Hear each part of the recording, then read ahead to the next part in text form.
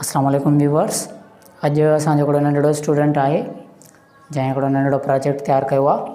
अचो त ॾिसूं अॼु हुन नंढड़े जो प्रोजेक्ट छा ते डिपेंड करे थो, छा ते मुश्तमिल आहे ऐं हुनजी एक्सप्लेनेशन अॼु असां हुन खां वठूं था त हीउ प्रोजेक्ट छा ते आहे। व्यूवर, जीअं त मारो नालो सामण हुसैन आहे, मां 7वीं क्लास जो शागिर्दु आहियां।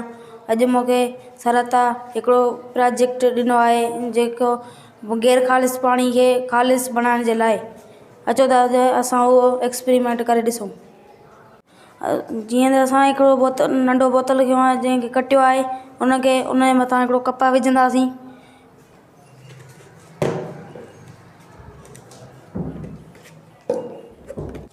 उन खां पोइ असां रेती विझंदासीं।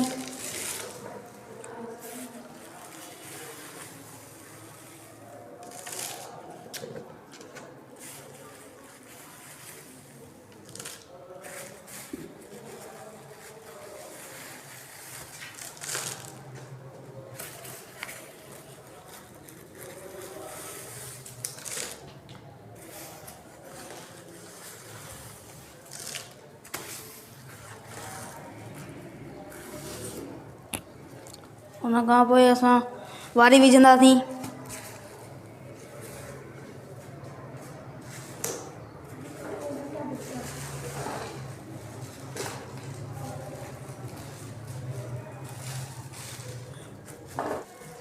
इन खां पोइ असां कोयलो मिलाईंदासीं हिन में।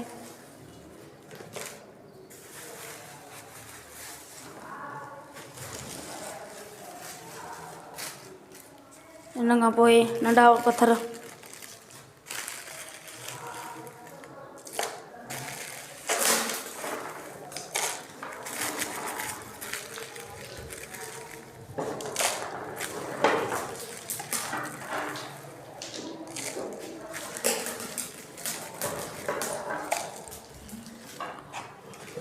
उन खां पोइ वॾा पत्थर विझंदासीं।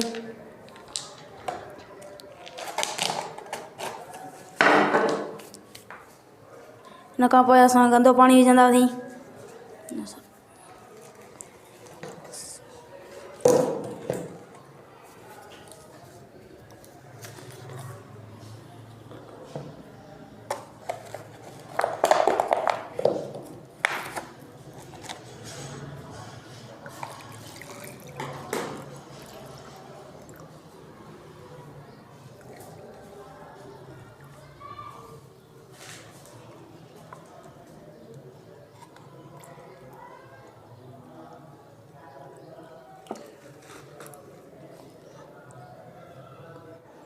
जीअं त हाणे तव्हां ॾिसी सघो था त पाणी जेको हेठां टर्मी रहियो आहे इहो साफ़ु आहे। हाणे हिन में का इम्प्योरिटीज़ कोन्हे।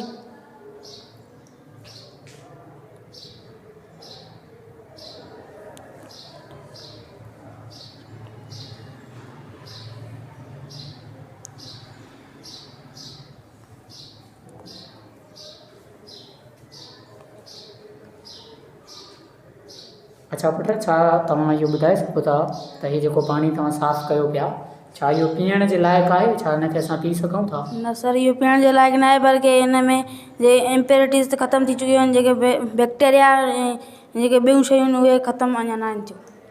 अच्छा, त पोइ जेके बैक्टीरियाज़ आहिनि ऐं जेके जीवड़ा आहिनि उन्हनि खे ख़तमु करण जे लाइ हिन पाणीअ खे असांखे छा करणु घुरिजे? ऐं उनखे टहिकाइणु घुरिजे।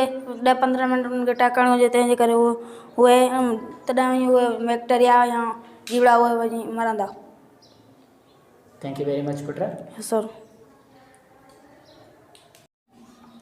जी व्यूवर्स, ये वीडियो तव्हांखे कीअं लॻी? जेकॾहिं हीअ वीडियो तव्हांखे सही लॻी हुजे त वीडियो खे लाइक ज़रूरु कजो, शेयर ज़रूरु कजो ऐं असांजे यूट्यूब चैनल खे ज़रूरु सब्सक्राइब कजो। Thank U very much.